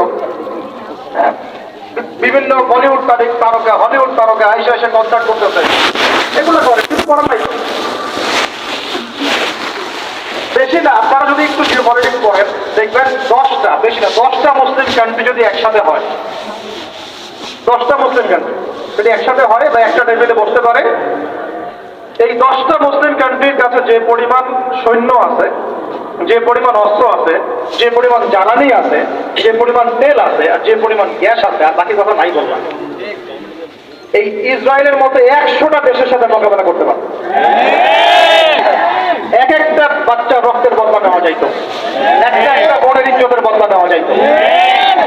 শুধু ওই ইমানদার কোন ওমর আল্লাহ পাক এখন আমাদের কাছে দেন নাই। কারণ কেন দেন না জানেন? কারণ আমরা তো আর তার সাহাবীদের মতো না। আমরা যদি সাহাবী ওয়ালা জিন্দেগি আবার শুরু করি, আল্লাহ পাক ওমর ইবনে খাত্তাব পাঠাবেন ইনশাআল্লাহ। বুঝতে পারতেছেন? আমরা ঠিক না হলে তো আসমান থেকে ফেরেশতা নামবে না ভাই। আর আমরা এই এত দূরে বসে ছোট্ট একটা রাষ্ট্রের মধ্যে আলোচনা করি, কি আলোচনা করে আর কি ফায়দা হয়? কিন্তু আলোচনাগুলো করতেছি আল্লাহর কাছে দায়মুক্ত হওয়ার জন্য। এটা এখনো সত্যটা জানেন এবং হকটা বুঝতে চেষ্টা করেন, আপনার পরবর্তী প্রজন্মকে এটা জানান। আল্লাহ চাইতো আমরা না পারলে কি হইতো, দেখা যাবে 100 বছর পরে হইলেও আমাদের পরবর্তী প্রজন্মরা ইনশাআল্লাহ বাইতুল মুকাদ্দাস উদ্ধার করবে ইনশাআল্লাহ। কারণ লিখা তো হয়ে গেছে, এটা তো ওইটা আমাদের হাতে আসতেছে ইনশাআল্লাহ। ওইখানে 40 বছর ইসলামিক খেলাফত বাস্তবায়ন না হওয়া পর্যন্ত এই বিশ্বে কিয়ামত হবে না ইনশাআল্লাহ। কত বছর? কে করবে? ঈসা আলাইহিস সালাম। কে করবেন? ঈসা আলাইহিস সালাম। তার সাথে সঙ্গ দিবেন ইমামুল মাহদী। এটা হবে সামনে। এখন ওইটা যখন হবে, ওই 40 বছর ইসলামী খেলাফত, তখন তাবারাকাল্লাযী বিয়াদিহিল মুলক, ওই আল্লাহ পাকের যে মুলক, আল্লাহ পাকের সার্বভৌমত্ব, আল্লাহ পাকের সভরেন্টি, আল্লাহ পাকের রাজত্ব, ওইটা সারা বিশ্বে প্রতিষ্ঠা হবে ইনশাআল্লাহ। এখন ওইটা নাই। এখন কি আছে? এখন মুলক হচ্ছে জাতিসংঘের, সবকিছু ওদের হাতে। আর এগুলো গঠনই করা হয়েছিল মুসলমানদের স্বার্থ দমন করে পশ্চিমাদের স্বার্থ উন্নয়নের জন্য। একেবারে খোলামেলা কথা বলে এখন পর্যন্ত ওদের ভীষণ এজেন্ডা এইটাই। পৃথিবীর কোন জায়গায় মুসলমানের স্বার্থ তারা সর্বোচ্চ অগ্রাধিকার দিবে না, বরং আমাদেরকে দাস বানানোর জন্য এটা তৈরি করছে। আর আমরা এখন সেই দাসত্বের মধ্যে চলে আসি। কেউ কিছু বলেও না, কেউ কিছু করে, সবাই মেনে নিয়েছি একটা। আলোচনা করে লাভ নাই। আপনারা প্রত্যেকটা ঘরে ঘরে একটা করে আইয়ুবের জন্ম দেন, আলোচনা করে লাভ নাই। এত প্রত্যেকটা মা বোনকে বলবো একটা করে বাচ্চা দেন আমাদেরকে আইয়ুবের মতো, একটা করে বাচ্চা দেন তারেক বিন জিয়াদের মতো, একটা করে বাচ্চা দেন আমাদেরকে বিন কাসিমের মতো। ইনশাআল্লাহ আজ না হোক 100 বছর পরে হলেও ইনশাআল্লাহ বিশ্বের শাসন ক্ষমতা আমাদের হাতে আসবে ইনশাআল্লাহ। তার আগ পর্যন্ত আমরা কেউ স্বাধীন না। সেখানে কুতিবা আলাইকুমুস সিয়ামও আছে, কুতিবা আলাইকুমুল কিসাসও আছে, কুতিবা আলাইকুমুল কিতাবও আছে। ওইটা ছাড়ার পর থেকে আজকে আমাদের এই অবস্থা হচ্ছে। এখন ওইদিকে তো আমরা যাইতে পারবো না, এখন আমাদের শক্তি নাই। অতএব ওই আলোচনা আমি ফুল স্টপ রাখলাম। এখন এই মাসে আমরা কি আল্লাহ থেকে ফিরে আসতে পারি কি রক্ত? যারা নামাজ আমরা কাজা করছি বা অলসতা দেখাচ্ছি, রমজান মাসে 5 ওয়াক্ত পাক্কা নামাজে হইতে পারবো তো ইনশাআল্লাহ। ফরজ নামাজের সাথে সাথে সুন্নত আর নফল গুলোর পাবন হইতে পারবো তো ইনশাআল্লাহ। রমজান মাসে দাড়িটা ছাড়তে পারবো তো ইনশাআল্লাহ। পোশাক চেঞ্জ করতে পারবো তো ইনশাআল্লাহ। সুদ ছাড়তে পারবো তো ইনশাআল্লাহ। সমস্ত জেনা ছাড়তে পারবো তো ইনশাআল্লাহ। সমকামিতা দেখবে ধার কাছেও তো যাবো না ইনশাআল্লাহ। মাপে কম দেওয়া ছাড়তে পারবো তো ইনশাআল্লাহ। যত রকম দুর্নীতি সুদ ঘুষ ছাড়তে পারবো তো ইনশাআল্লাহ। রমজান মাসে আমরা আবার ওই পাখিদের মতো, পাখিরা যেমন ঘরে ফিরে, আমরা আল্লাহর কাছে ফিরবো তো ইনশাআল্লাহ। কয়েকটা কাজ খালি বলে শেষ করে দিচ্ছে না। এর পরের আয়াতে আপনি পাবেন, জাস্ট এর পরের আয়াতে, মানে এগুলো সিকোয়েন্স ওয়াইজ সাজানো হয়েছে। একটু গবেষণা করলে দেখবেন এগুলো আল্লাহ পাক সাজিয়ে দিয়েছেন সুবহানাল্লাহ। মানে একটার সাথে একটা আমি তুলনাটা এভাবে দেই। আপনারা কি অ্যাস্ট্রোনমি নিয়ে পড়াশোনা করেছেন? হাতুটা দেখি কেউ। অ্যাস্ট্রোনমি বোঝেন? জ্যোতির্বিদ্যা কেউ পড়েছেন কখনো? একজনও নাই? আচ্ছা ঠিক আছে, অ্যাস্ট্রোনমি দরকার নাই। ফিজিক্স নিয়ে পড়েছেন কারা কারা? ফিজিক্স, আপনি ফিজিক্স বুঝেন না, পদার্থবিদ্যা কারা কারা পড়েছেন? এই তো মাশাআল্লাহ। আপনারা যদি আকাশের দিকে তাকান, আকাশের মধ্যে তারাদের মধ্যে একটা জ্যামিতিক মিল আছে না? আছে না? ওটা ফিজিক্স যারা পড়েছে তারা বুঝবে, সবাই বুঝবে না কিন্তু।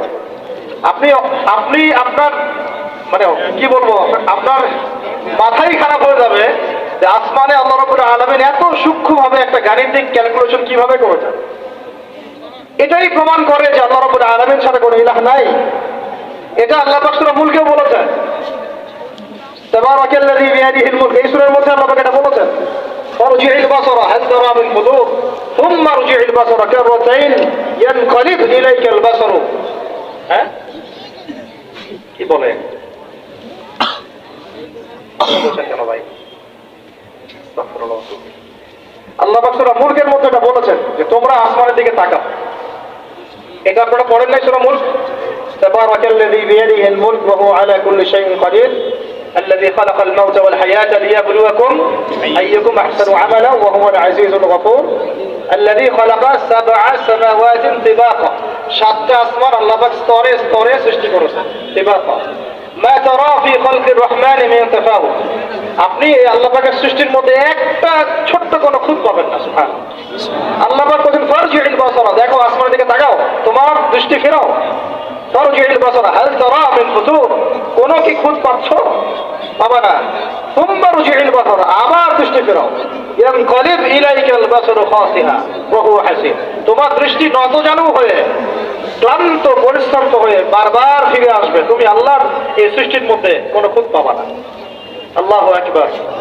যারা আপনারা এই আকাশের তারার জ্যামিতিটা বোঝেন, ফিজিক্স যারা পড়েছেন, অ্যাস্ট্রোনমি নিয়ে যারা ঘাটাঘাটি করেন, তাদেরকে বোঝাচ্ছি, কোরআনের আয়াতগুলো ঠিক এইরকম করে আল্লাহ রাব্বুল আলামিন নাযিল করেছেন, একটার সাথে একটা মিলালে পরে একটা মানে কাঠামো তৈরি হয়।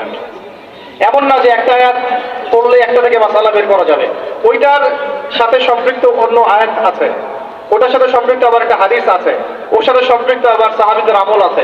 মানে এভাবে তারার মতো মিলাতে হবে ডটসগুলো। বুঝতে পারতেছি না মনে হয়? তারার ডটস মিলালে যেমন পথ খুঁজে পাওয়া যায়, কোরআনের আয়াতগুলো একটার সাথে একটা মেলালে এরকম হেদায়েত পাওয়া যায়। সুবহানাল্লাহ। বুঝতে পারছি কথা? এরপরে লাগবে হাদিস, তারপরে সাহাবীদের আমল, তারপরে ইমামগণের মতামত, এভাবে আসবে আস্তে আস্তে। তো যেটা বলতে চাচ্ছিলাম, এর পরের আয়াতে আপনি দেখবেন আল্লাহ পাক বলছেন শাহরু রমাদান আল্লাযী উনজিলা ফীহিল কুরআন। সুবহানাল্লাহ। রমাদান কোন মাস? যে মাসে তুমি তাকওয়া অবলম্বন করবে, এই জন্য এই মাসকে রোজাকে ফরজ করা হয়েছে। এটা সেই মাস যে মাসে আল্লাহ পাক কোরআন নাযিল করেছেন, বলে সুবহানাল্লাহ। তাহলে তাকওয়া অর্জিত হবে কোন কিতাবের মাধ্যমে? বুঝতে পারলাম? যেই কিতাব আল্লাহ পাক রমাদানে নাযিল করেছেন, সেই কিতাব ছাড়া অন্য কোন উৎস আছে যেখান থেকে আমি তাকওয়া অর্জন করতে পারবো? আছে? নাই। তার মানে আমাদেরকে রমাদান মাসে এই কোরআনের হকটা আদায় করতে হবে। রাজি আছে কিনা ইনশাআল্লাহ? আল্লাহ পাক বলেন না ইন্না আনজালনাহু ফি লাইলাতিল কদর, আমি কদরের রাতে আমি সূরা না কি হইছে না? আচ্ছা, ওনাকে একটু ইয়া করে, কি অসুস্থ নাকি? হ্যাঁ, আল্লাহ শেফা দান করেন। আল্লাহ শেফায়ে কামলা দান করেন। আচ্ছা, আরেকবার রিপিট করছি ভাই। আল্লাহ পাক বলছেন শাহরু রমাদান আল্লাযী উনজিলা ফীহিল কুরআন, রমাদান সেই মাস যে মাসে কি নাযিল হয়েছে বলেন? কোরআন নাযিল হয়েছে। পাশে কোনো বাসা নাই ওকে নিয়ে যাওয়া? একটু বাসায় নিয়ে একটু পানি দেন মাথায়। কি যে বাচ্চা নাকি বড়? আমরা দোয়া করি আল্লাহ পাক যেন তাকে শেফায়ে কামলা দান করেন। আমিন। আমরা লম্বা করছি না, একটু গুটিয়ে নিচ্ছি, আমার সাথে মনোযোগ দেন। আল্লাহ পাক বলছেন এই মাসে কি নাযিল করেছি? ইন্না আনজালনাহু ফি লাইলাতিল কদর। কোন রাতে কোরআন নাযিল হয়েছে? লাইলাতুল কদর। লাইলাতুল কদর কোন মাসে? রমাদান মাসে। প্রথম দশকে না শেষ দশকে না মাঝখানে? শেষ দশকের কয় তারিখে? এটা ভালো উত্তর। কোন রাতে? বেজর। হয় 21, না হলে 23, না হলে 27, না হলে 25, না হলে 29 কোন একটা তো হবেই হবে ইনশাআল্লাহ। ইনশাআল্লাহ। আল্লাহ পাক আমাদেরকে বেশি বেশি লাইলাতুল কদর পাওয়ার তৌফিক দান করেন আমিন। এবং আমাদের যৌবনে আল্লাহ পাক বেশি বেশি রমাদান দান করেন। আমিন। আর যৌবনে আমাদের শক্তি বেশি থাকে, তাই না? বার্ধক্যে গেলে তো অনেক সময় চাইলেও অনেকে রাখতে পারেন না। তো যৌবনটা আল্লাহ পাক যেন আমাদের বরকতময় করেন এবং যৌবনে বেশি বেশি আল্লাহ পাক রমাদান এবং লাইলাতুল কদর নসিব করেন। আমিন। আমিন। এখন লাইলাতুল কদর যেহেতু রমাদানে, তাহলে কোরআন নাযিল হয়েছে কোন মাসে? রমজান মাসে। রমাদান মাস তাকওয়া অবলম্বন করতে বলা হচ্ছে, তাহলে কোন কিতাব দিয়ে তাকওয়া অবলম্বন করবো? ব্যাস হয়ে গেল। এখন রমাদান মাসে কোরআনের 6টা হক আদায় করলে তাকওয়া অর্জন হবে। কয়টা হক? মুখস্থ করেন আমার সাথে। 1 নাম্বার, 100% মুসলমানকে কোরআন তেলাওয়াত করতে হবে। রাজি আছেন কিনা? তেলাওয়াত না পারলে শিখতে হবে। তেলাওয়াত না পারলে এটা নিজের উপর ফরজ মনে করে শিখতে হবে। নফল মনে করে শিখবেন না, ফরজ মনে করে শিখবেন। 2 নাম্বার, কোরআনের অর্থ জানতে হবে। কি করতে হবে? 3 নাম্বার, কোরআনের সমস্ত আদেশ মানতে হবে। কি করতে হবে? 4 নাম্বার, এর সমস্ত নিষেধ ছাড়তে হবে। কি করতে হবে? 5 নাম্বার, এর দাওয়াত মানুষের ঘরে ঘরে পৌঁছাতে হবে। ঠিক আছে? আর 6 নাম্বার, এই কিতাবের যে বিধানগুলো সেগুলো আমরা পর্যায়ক্রমে ব্যক্তি, পরিবার, সমাজ, রাষ্ট্র, বিশ্বে বাস্তবায়ন করবো ইনশাআল্লাহ। 6টা হক কি কি বলেন আমার সাথে? আবার বলেন। 1 নাম্বার, বিশুদ্ধ তিলাওয়াত। 2 নাম্বার, অর্থ অনুধাবন। 3 নাম্বার, বলেন আদেশ মানতে হবে। আদেশ আছে না কোরআনে অনেক? জি। আদেশ মানা। 4 নাম্বার, নিষেধ ছাড়া। 5 নাম্বার, এর দাওয়াত মানুষের কাছে। এই দায়িত্ব কি আমার একা না আপনার একা না সবার? আর 6 নাম্বার হচ্ছে এর বিধানগুলো পর্যায়ক্রমে বাস্তবায়ন করা। এই 6টা হক আদায় করার সর্বোত্তম মাস কোনটা? রমজান। তাহলে কি অর্জন করতে পারবো? তাকওয়া ইনশাআল্লাহ। আল্লাহ পাক আমাদেরকে তৌফিক দান করেন। আমিন। এটা হলো 2 নাম্বার কাজ। 3 নাম্বার, আবার পরের আয়াতে দেখবেন। দেখেন কিভাবে আল্লাহ পাক কি দিয়েছে। 11টা পরের আয়াতে কি আপনি দেখবেন আল্লাহ পাক বলছেন এর একটা شهر رمضان الذي أنزل فيه القرآن هدى للناس وبينات من الهدى والفرقان. এরপরে হ্যাঁ, وإذا سألك عبادي عني فإني قريب. سبحان الله سبحان الله. আল্লাহ পাক বলেন فإذا না وإذا سألك عبادي عني فإني قريب. আমার বান্দারা হে নবী যদি তোমাকে জিজ্ঞাসা করে আমার সম্পর্কে, তাদেরকে জানিয়ে দিও যে আমি কাছে আছি। কোথায় আছি? খুবই কাছে। উজিবু দাওয়াতাদ দাঈ ইযা দাআ। যখন দোয়াকারী দোয়া করে আমি তার দোয়া শুনি। কে শুনে? কবরের সাহিত্য মানুষ শুনে?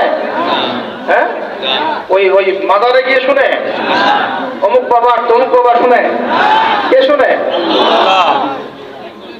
إني قريب أجيب دعوة الداعي إذا دعان فليستجيبوا لي وليؤمنوا بي لعلهم يرشدون. ঠিক আছে না? একটা অতএব আমি যেহেতু বান্দার দোয়া শুনি, তারাও যেন আমার ডাকে সাড়া দেয়। আল্লাহর ডাক মানে কি? হাইয়া আলাস সালাহ, এটা আল্লাহর ডাক না? যাকাত ফরজের ডাক, যাকাত দিবে। আল্লাহ পাক আহ্বান করছেন না? রমাদান মাস এসেছে, রোজা রাখো। কার আহ্বান এগুলো? আমি যখন ডাকবো সেও যেন আমার ডাকে সাড়া দেয়। আর ওয়ালিউমিনু বি, এবং আমার প্রতি ঈমান রাখে। এতে করে তারা সুপথপ্রাপ্ত হবে ইনশাআল্লাহ। তাহলে রোজা রেখে আমরা কি করব? আমরা বেশি বেশি আল্লাহর কাছে দোয়া করব। 3টা কাজ তো পেয়ে গেলাম। এক হচ্ছে তাকওয়া অবলম্বন করব, মানে রোজা রাখার মতো রাখবো। 2 নাম্বার, কোরআনের হক আদায় করব। 3 নাম্বার, বেশি বেশি দোয়া করব। রোজা রাখা অবস্থায় বেশি বেশি দোয়া করব। 3 শ্রেণীর মানুষের দোয়া ফেরত দেওয়া হয় না, জানেন তো হাদিসটা? এক শ্রেণী হচ্ছে রোজাদার, আরেক শ্রেণী হচ্ছে মুসাফির, আরেক শ্রেণী ওই যে মাজলুমের দোয়া, এটা বিফল যায় না। আরো এক শ্রেণী আছেন অন্য হাদিসে, পিতা মাতার দোয়া সন্তানদের জন্য, এটা আল্লাহ পাক ফেরত দেন। আমরা যারা পিতা মাতা হয়েছি সন্তানদের জন্য বেশি বেশি দোয়া করবেন, আল্লাহ পাক তৌফিক দান করেন। আমিন। এই 3টা কাজের বাইরে আমি আরো 7টা কাজ বলে দিচ্ছি, রমজান মাসে করবেন। ঠিক আছে ইনশাআল্লাহ? ইনশাআল্লাহ। 4 নাম্বার, বেশি বড় করছি না, পয়েন্টগুলো বলছি। 4 নাম্বার হচ্ছে রমজান মাসে বেশি থেকে বেশি মানুষকে ইফতারি করানোর চেষ্টা করুন। না করার পরে যদি দেরি করো, এই যে যুব সমাজ যারা আছেন, ইফতারের প্রজেক্ট রেডি করবেন। প্রত্যেকটা দুস্থ, অসহায়, এতিম, মিসকিন, বিধবা এই পরিবারগুলোতে 1 মাসের বাজার করে দিবেন। তারা যাবে ইনশাআল্লাহ? ইনশাআল্লাহ। যত কালো টাকা উঠাইতে সব ওগুলো টেনে টেনে বের করবে সব, বুঝছেন?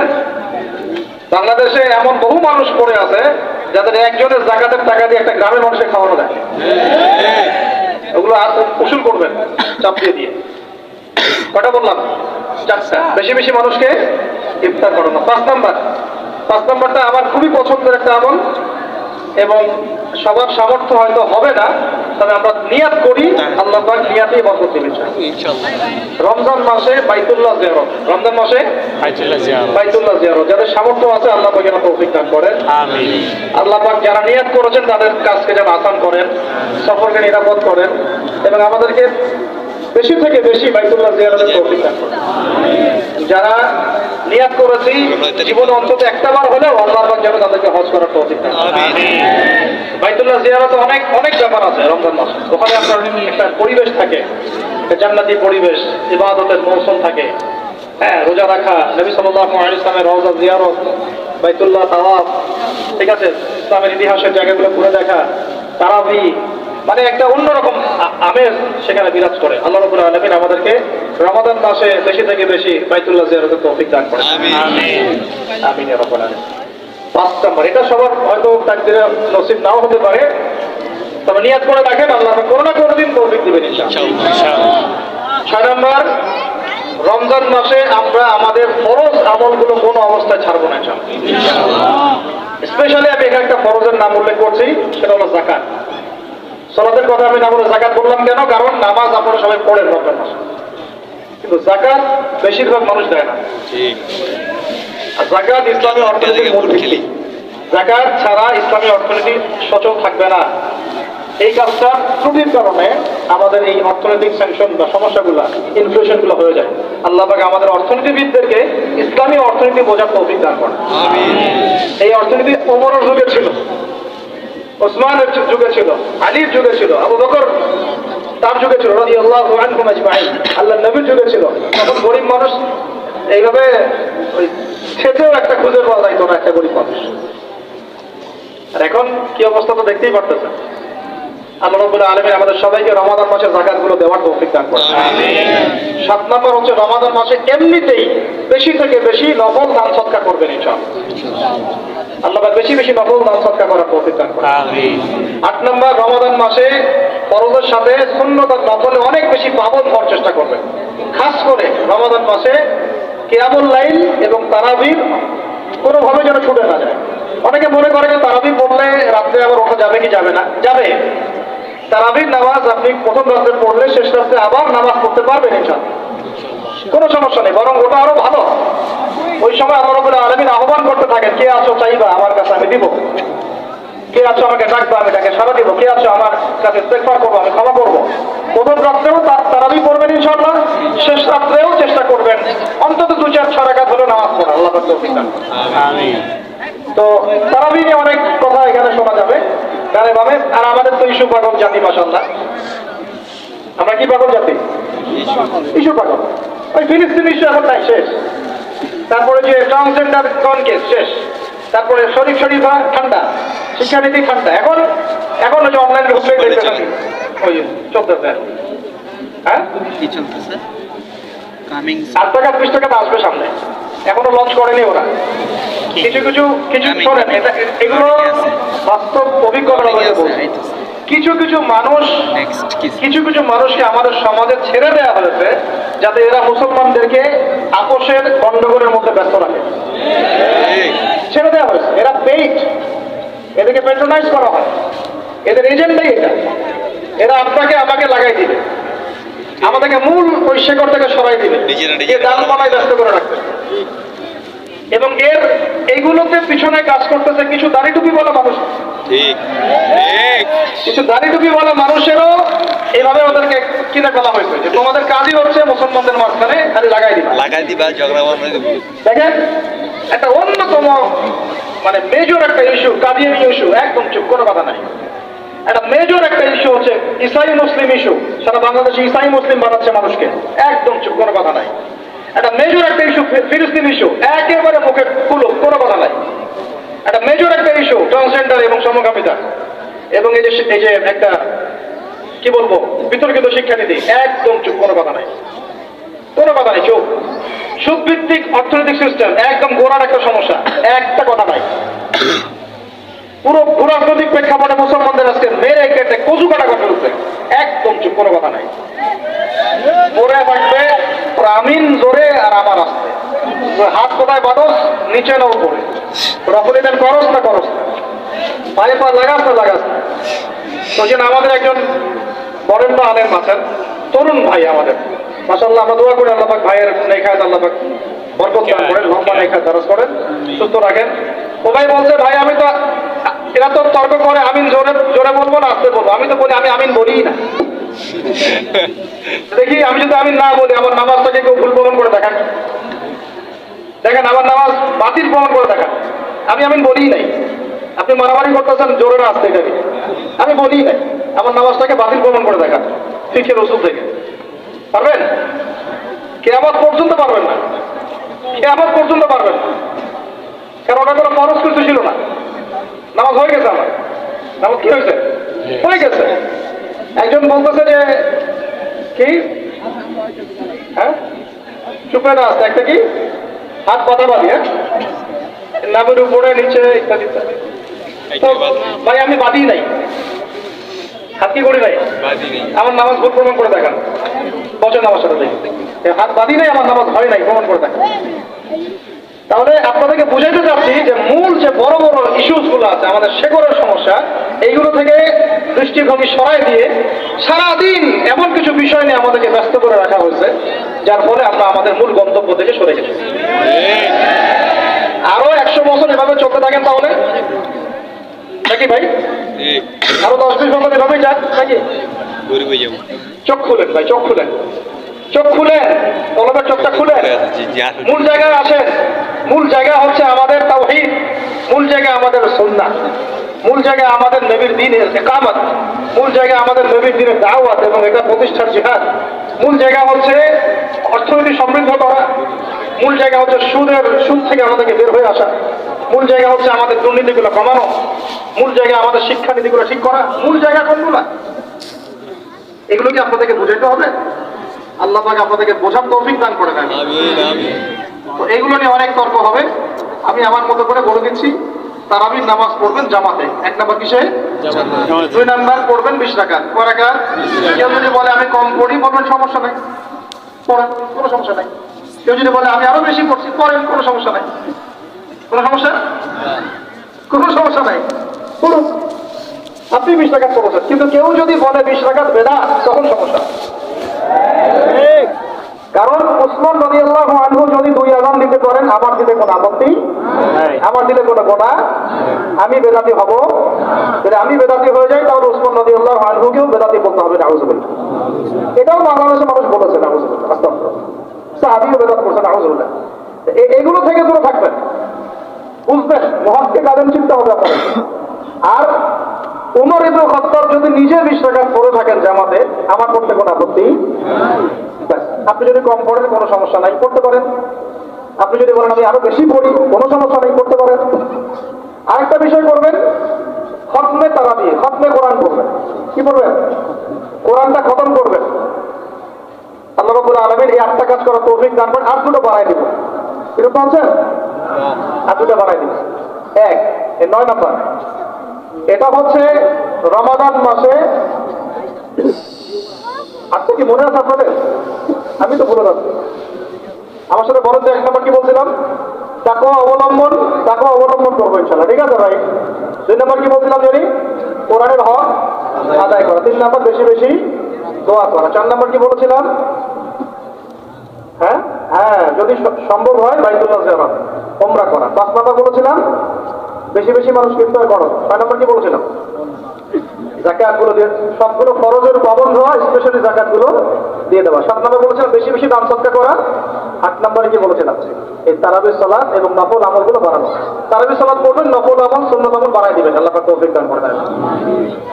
9 নাম্বার বলতে চাচ্ছিলাম যে প্রত্যেকটা এলাকা থেকে, প্রত্যেকটা মসজিদ থেকে, প্রত্যেকটা মাদ্রাসা থেকে রমাদান মাসে বিনামূল্যে কোরআন শিক্ষার কার্যক্রম চালু করে। করা যাবে ইনশাআল্লাহ? অন্তত আপনাদের এলাকা থেকে, এই এলাকার মসজিদ থেকে, এখানকার মাদ্রাসাগুলো থেকে বিনামূল্যে কোরআন শেখানোর কার্যক্রম করা যাবে না ইনশাআল্লাহ? নারী পুরুষ সবার জন্য উন্মুক্ত করে দেন, সবার ঘরে ঘরে কোরআন শিক্ষাটা পৌঁছে দেন। তাহলে আমরা ওস্তাদদেরকে হাদিয়া কিভাবে দিব? যারা শ্রম দিবেন, সময় দিবেন, আপনারা আপনাদের পকেট থেকে অর্থ বের করে কালেকশন করে ওস্তাদকে হাদিয়া দিবেন ইনশাআল্লাহ, এবং মানুষের জন্য ফ্রি করে দিবেন। তারা আসবে, শিখবে, এবং 1 মাসের মধ্যে কোরআন শেখানো যায় না, কিছুটা শেখানো যায় না, তো অতটুকু শিখুক। আল্লাহ পাক ওই ওসিলায় যদি কবুল করেন, তাতেও তো ইনশাআল্লাহ আগামী দিনে তার জন্য কল্যাণ করা যেতে পারে। আল্লাহ পাক আমাদের সবাইকে এই কথাগুলো বোঝার তৌফিক দান করেন। এবং 10 নম্বর এবং সর্বশেষ কাজ হচ্ছে, রমাদান মাসে আমরা আমাদের বিগত জিন্দেগির যত গুনাহ, এইগুলোর জন্য যেমন ইস্তেগফার করব, এবং সারা জীবন আল্লাহ পাকের সমস্ত কবিরা এবং কাবায়ের ফাওয়াহিশ এগুলো থেকে দূরে থাকবো, এই মর্মে একটা দৃঢ় প্রত্যয় আমরা ব্যক্ত করব। আগের গুনার জন্য তওবা করব, এবং আগামী পুরো জিন্দেগি যেন গুনাহমুক্ত জীবনযাপন করতে পারি, এই চেষ্টা আমরা অব্যাহত রাখবো ইনশাআল্লাহ। আল্লাহ রাব্বুল আলামিন এইভাবে রমাদানকে সাজানোর তৌফিক আমাদেরকে দান করেন। আমিন। আমরা দোয়া করি আল্লাহ পাক যেন আমাদের সবাইকে রমাদানে সুস্থ রাখেন, আমিন, নিরাপদে রাখেন, এবং সুস্থতার সাথে, নেক হায়াতের সাথে, উদ্দীপনার সাথে, উৎসাহের সাথে রমাদান মাসের এই শ্রমগুলো রাখার তৌফিক দান করেন।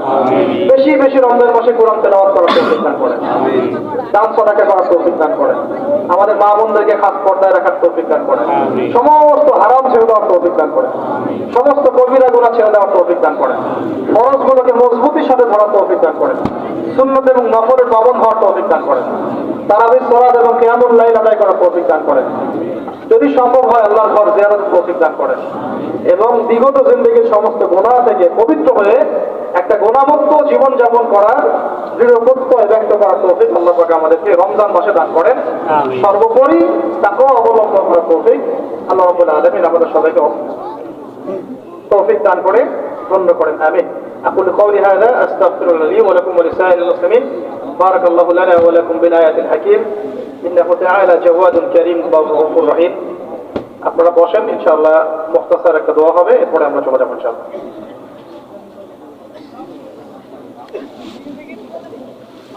একটা হ্যান্ড মাইক দেন।